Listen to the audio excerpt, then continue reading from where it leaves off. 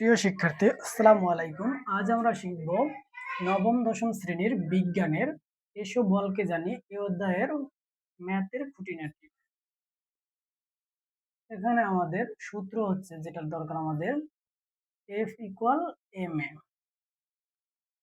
এখানে F হচ্ছে গিয়ে আমাদের বল, F এর বাংলা হচ্ছে গিয়া বল।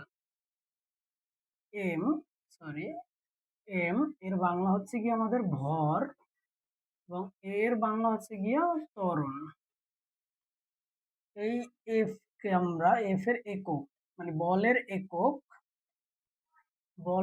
একক হচ্ছে কি আমাদের নিউটন মানে এন।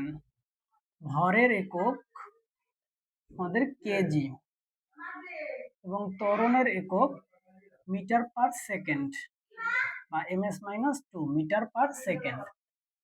এখন আমাদের এই ম্যাথটা তিন ভাবে আসতে পারে, যেমন আমাদের এফ ইকুয়াল এম এ, এটা মেইন সূত্র।